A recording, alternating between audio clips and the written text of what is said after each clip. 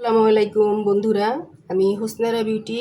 আলহামদুলিল্লাহ অনেক অনেক ভালো আছি। আপনারা কেমন আছেন কমেন্টে জানাবেন। আর আমি আপনাদের সামনে নিয়ে এসেছি একটা মিষ্টি কুমড়ার কারি রান্নার রেসিপি। প্রথমে আমি মিষ্টি কুমড়াগুলো একটু ভালোভাবে ভেজে নেব। আর এখানে আমি মিষ্টি কুমড়ার মধ্যে লবণ এবং হলুদ আর সামান্য একটু গুঁড়ামরিচ দিয়ে মেখে নিয়েছি। আমার বন্ধুরা নিশ্চয়ই জানেন যে আমি ইন্ডাকশনে রান্না করি। তো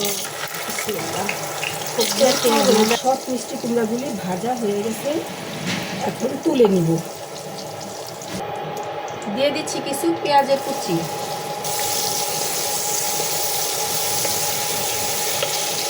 এখানে আমি সব মশলাই বেটে নিয়েছি।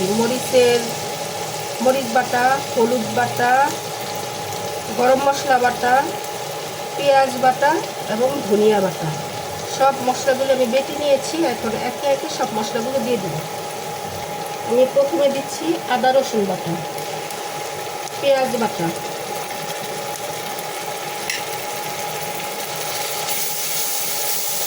দিয়ে দিচ্ছি গরম মশলা বাটা,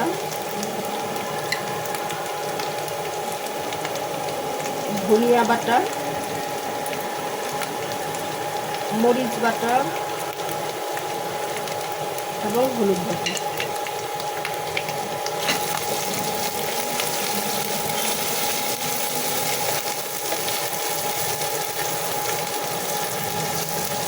মশলা সিদ্ধ হওয়ার জন্য পানি। আমি এখানে মশলা যে বেটে রেখেছিলাম সেই শিলপাটা ধোয়া পানিটাই আমি দিয়ে দিলাম। স্বাদ মতো লবণ দিয়ে দিব। মিষ্টি কুমড়াতে কিন্তু অত তেল টানেও না। আমি ভাজার সময় একটু তেল দিয়েছিলাম বেশি করে, ওই তেলের উপরে আবার তরকারি রান্না করছি। ভেজে রাখা মিষ্টি কুমড়াগুলো দিয়ে দিচ্ছি।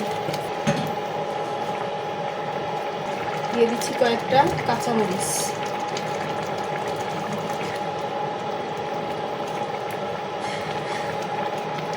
চুলার আঁচ কমিয়ে এখন কিছু সময় রান্না করে নিব। আর উপর দিয়ে দিচ্ছি একটু ভাজা জিরার গুঁড়া। কারিতে বেশি ঝোল রাখা যাবে না, বেশি ঝোল রাখলে এটা খেতে ভালো লাগবে না। তো যতটুকু সম্ভব ঝোলটা কমিয়ে নেওয়ার দরকার। আর একটু জাল হবে। ঘরে মাছ মাংস না থাকলে এভাবে রান্না করে খাবো, মাছ মাংসের দরকার নেই। আর এই রান্নাটা খেতে কিন্তু দারুণ লাগে, মাছ অথবা গোশতের বিকল্প হিসাবে। তা আমি বিদায় নিচ্ছি আপনাদের সামনে থেকে। সবাই ভালো থাকেন। আল্লাহ হাফেজ। আসসালামু আলাইকুম।